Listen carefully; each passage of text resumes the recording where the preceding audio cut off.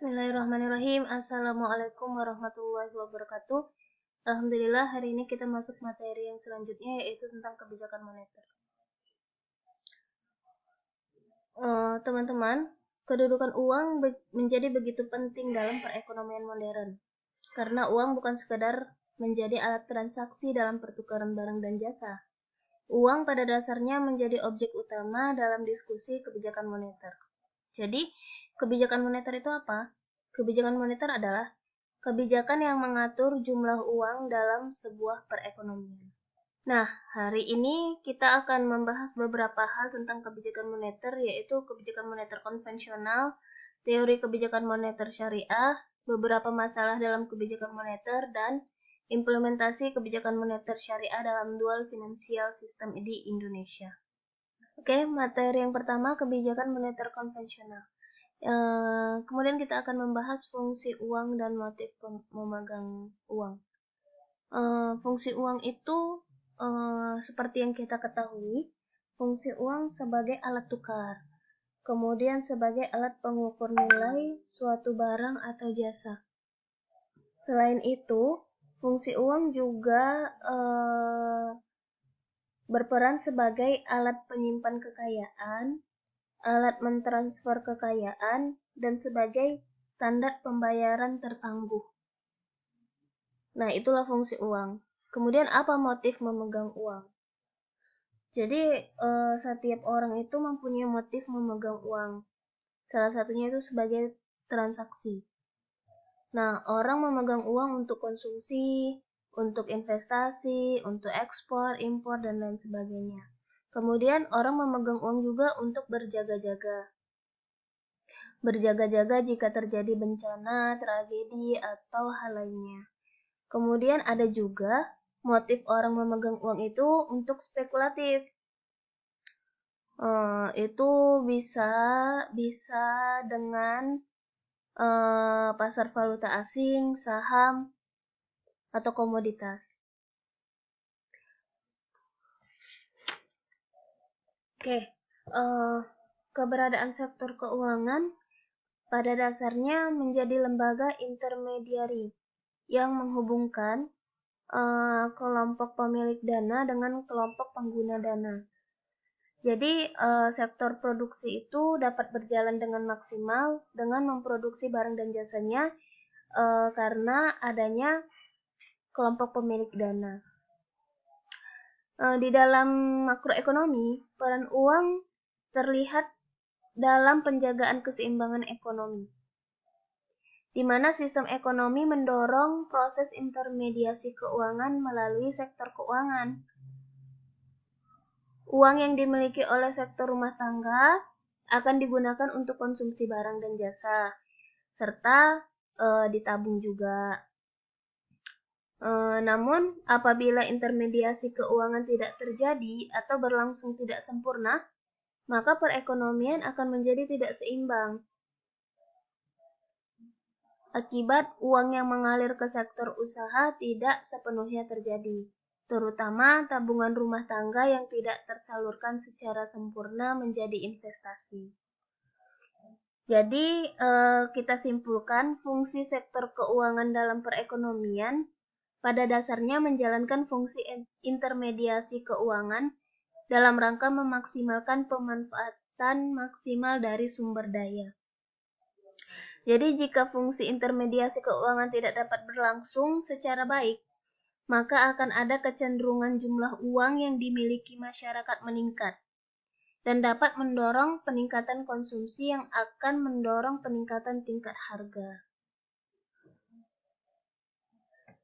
Dengan demikian, sektor keuangan memiliki fungsi dalam mengalirkan uang beredar dari pemilik modal kepada sektor usaha yang membutuhkan modal. Jumlah uang beredar juga memiliki pengaruh dalam upaya pengendalian harga barang dan jasa. Kalau jumlah uang beredar itu banyak di masyarakat, maka akan meningkatkan harga. Sebaliknya, kalau jumlah uang beredar sedikit di masyarakat, maka akan menurunkan harga. Nah, jadi atas dasar uh,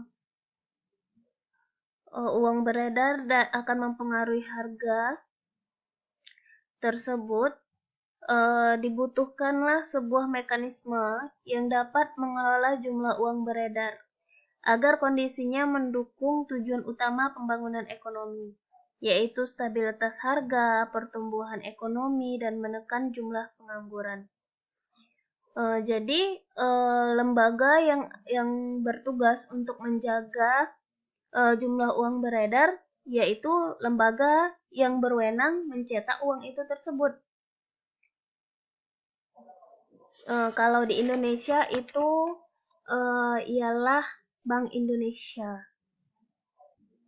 Di Indonesia, Bank Indonesia sebagai bank sentral sekaligus sebagai otoritas moneter bertugas mengendalikan peredaran uang dan mengelola jumlahnya melalui kebijakan moneter.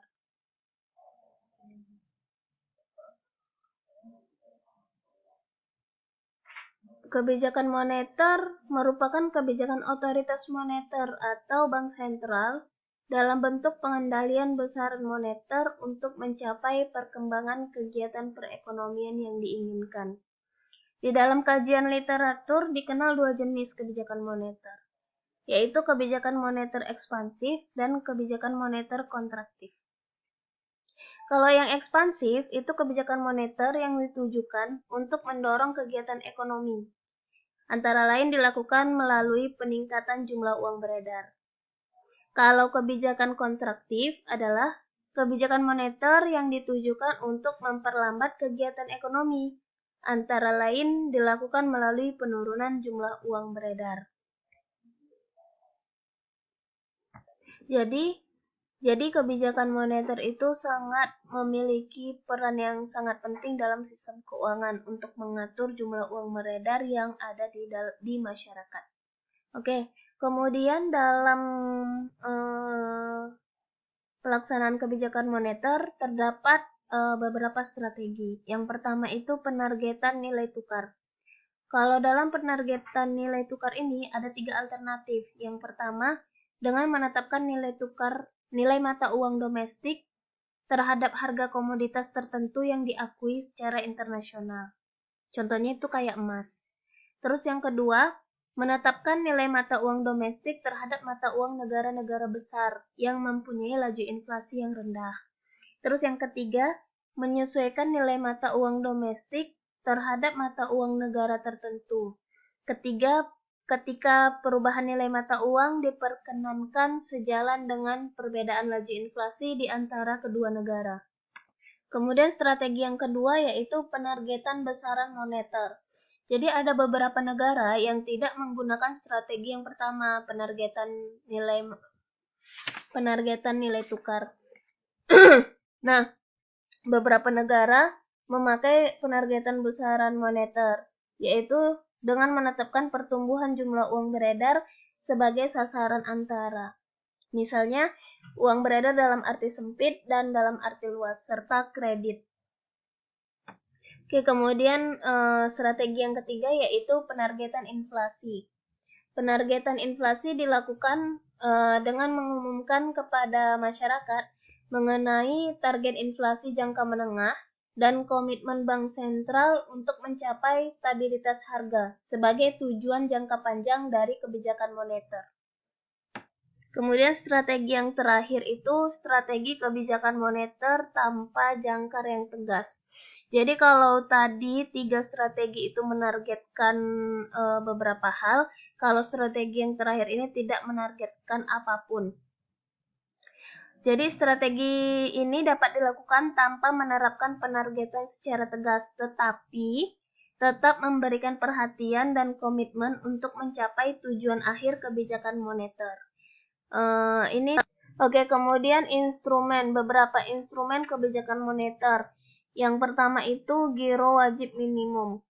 Giro wajib minimum ketentuan yang mewajibkan bank untuk menyimpan sejumlah persentasi tertentu dari dana pihak ketiga yang dihimpun dalam rekening di bank sentral. Kemudian yang kedua ada discount rate policy. Kebijakan bank sentral untuk melakukan ekspansi atau kontraksi moneter dengan cara menaikkan dan menurunkan suku bunga, fasilitas pinjaman, atau fasilitas diskonto yang diberikan kepada bank umum. Kemudian yang ketiga, operasi pasar terbuka. Operasi pasar terbuka ini transaksi jual beli surat berharga yang dilakukan bank sentral untuk mempengaruhi jumlah uang beredar. Kemudian yang keempat, moral suasion. Moral suasion ini himbauan atau arahan bank sentral kepada bank umum untuk mentaati dan melaksanakan ketentuan yang dikeluarkan bank sentral, khususnya yang berpengaruh terhadap efektivitas pelaksanaan kebijakan moneter. Oke, kemudian masuk ke teori kebijakan moneter syariah. Nah, ini materi yang kedua tentang syariahnya.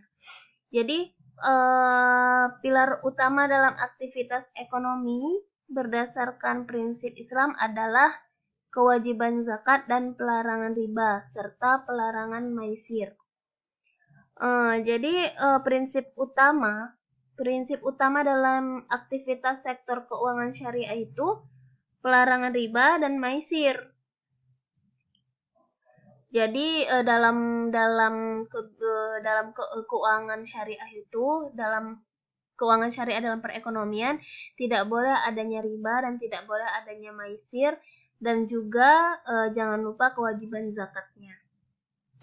Sektor keuangan dalam Islam pada dasarnya adalah aktivitas investasi atau aktivitas yang memfasilitasi pemilik dana yang ingin memanfaatkan dana yang dimilikinya untuk memperoleh keuntungan.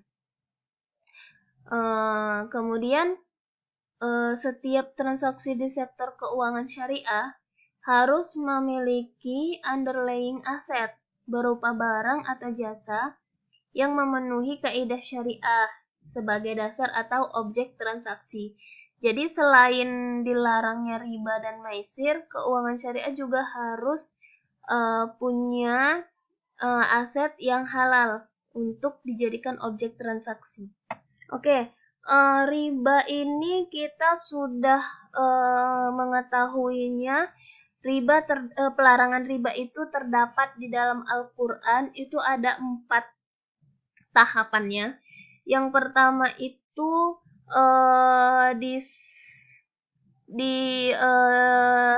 disebutkan Allah itu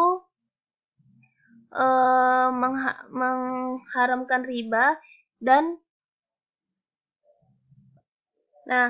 ada 4 tahapannya tadi ya.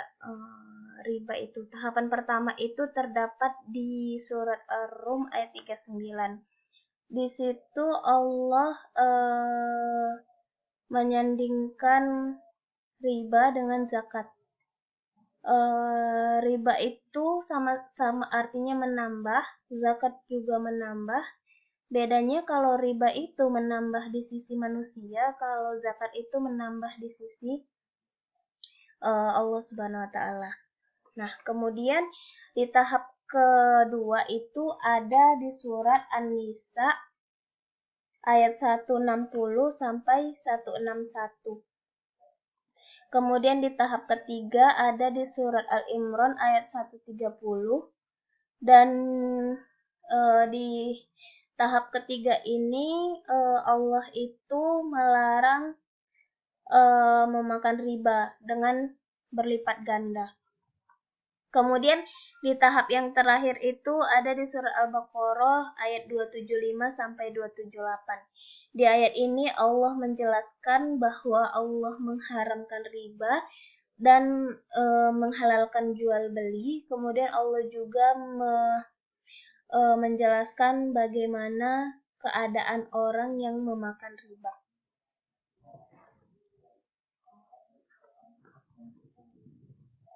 Jadi riba itu sangat dilarang. Itu terdapat di Al-Quran dan di hadis Rasulullah SAW. Nah, di dalam Islam motif orang itu memegang uang itu sangat terbatas. Islam hanya memperbolehkan orang itu memegang uang. Oke, kalau untuk motif memegang uang secara konvensional itu luas, kalau dalam Islam itu terbatas. Kalau motif memegang uang dalam Islam itu hanya boleh untuk transaksi dan untuk berjaga-jaga. Tidak ada motif memegang uang untuk spekulatif. Kemudian pertanyaannya, apakah ada time value of money dalam Islam? Bukankah time value of money itu hanya ada dalam teori uang dalam konvensional. Nah, dalam Islam ada atau tidak? Jadi, teori time value of money dapat saja menjadi relevan dalam konsep ekonomi atau keuangan Islam. Ketika definisi time value-nya melingkupi unsur-unsur metafisik yang menjadi keyakinan dalam nilai-nilai akidah dan akhlak Islam. Tetapi redefinisi ini tetap saja membutuhkan perubahan mendasar dari asumsi-asumsi ekonominya. Bentuk aplikasi keuangan syariah sangat ditentukan oleh prinsip-prinsip yang sudah ditetapkan dalam hukum syariat Islam. Kepatuhan pada prinsip syariah itu menjadi asumsi dasar dari aplikasi keuangan syariah. Prinsip larangan riba dan maisir membentuk aplikasi keuangan syariah di lembaga perbankan, pasar modal, asuransi, pegadaian, dan lain sebagainya. Nah, bank syariah mengadopsi dua model bank syariah, yaitu two-tier mudharabah dan two-windows model. Two-tier mudharabah itu model di mana bank memiliki konsep mudharabah pada sisi pendanaan dan pembiayaannya. Kalau two-window model itu model di mana bank memiliki dua window pada sisi pendanaan, yaitu demand deposit dan investment deposit. Tapi selain dua konsep itu, aplikasi bank syariah mempertimbangkan juga konsep pooling of funds dan konsep allocation of funds. Pooling of funds itu apa? Konsep yang menggunakan satu kantong dalam menampung semua dana dari sisi liability, baik demand deposit seperti giro dan tabungan, maupun investment deposit atau deposito. Dengan demikian dana tersebut bercampur, dan bank syariah yang menggunakan konsep ini tidak membedakan sumber dana dan kapan dana masuk dalam membagikan keuntungan berupa bagi hasil. Sebenarnya konsep pooling of funds memang cukup praktis, mudah diimplementasikan, namun menimbulkan pertanyaan dari sudut pandang prinsip keadilan, terutama pada aspek pembagian keuntungan bagi hasil atau kerugian. Kemudian ada konsep allocation of fund, di mana dana yang masuk sudah secara spesifik ditujukan untuk proyek usaha tertentu. Sementara bank mendapatkan untung dari bagi hasil karena terlibat atau memfasilitasi proyek tertentu. Dengan konsep seperti ini, tidak ada lagi isu ketidakadilan dalam pembagian untung dan rugi. Pada dasarnya, terdapat pula kontrak mudharabah muqayyadah, yaitu kontrak investasi terikat yang meminta bank syariah memfasilitasi keinginan nasabah pendanaan untuk berinvestasi pada proyek tertentu. Nah, sektor keuangan syariah sebenarnya sangat berperan penting dari perekonomian, karena sektor moneter dalam keuangan syariah cenderung dimaknakan sebagai sektor di mana otoritas moneter dalam hal ini bank sentral dapat melaksanakan berbagai kebijakan dalam rangka mendorong kelancaran aktivitas ekonomi produktif. Dengan tidak menggunakan riba dan maisir, otoritas moneter tidak akan mengelola jumlah uang beredar melalui instrumen bunga dalam menjaga stabilitas tingkat harga. Di dalam logika syariah, harga di pasar merupakan hasil interaksi permintaan dan penawaran barang, di mana kecenderungan inflasi sebagai masalah ekonomi yang ingin dikendalikan merupakan hasil dari situasi ketika penawaran lebih kecil daripada permintaan. Oke, masuk ke materi selanjutnya, yaitu beberapa masalah dalam kebijakan moneter. Jadi ada 4 masalah dalam kebijakan moneter konvensional khususnya. Yang pertama itu intermediate target bagi kebijakan moneter. Jadi seperti yang saya jelaskan tadi, adanya penargetan dalam strategi kebijakan moneter. Nah, ini akan menargetkan jumlah uang beredar atau inflasi. Kemudian yang kedua, kalau menargetkan uang beredar, mana yang paling baik sebagai sasaran? Itu masalah yang kedua. Kemudian yang ketiga, apakah kebijakan moneter perlu dilaksanakan secara aktif atau lebih bersifat otomatis? Kemudian yang terakhir, bagaimana jika ada perkembangan baru dalam kebijakan moneter? Nah, itu beberapa masalah dalam kebijakan moneter. Masuk ke materi selanjutnya, yaitu tentang implementasi kebijakan moneter syariah dalam dual financial system di Indonesia. Landasan hukum kebijakan moneter syariah itu ada di Undang-Undang Nomor 23 Tahun 1999 yang kemudian diamandemen dengan Undang-Undang Nomor 3 Tahun 2004 tentang perubahan atas Undang-Undang Republik Indonesia Nomor 23 Tahun 1999 tentang Bank Indonesia, menyatakan bahwa Bank Indonesia memiliki kewenangan menerapkan kebijakan moneter menggunakan instrumen moneter yang sesuai dengan prinsip syariah, di samping instrumen moneter konvensional.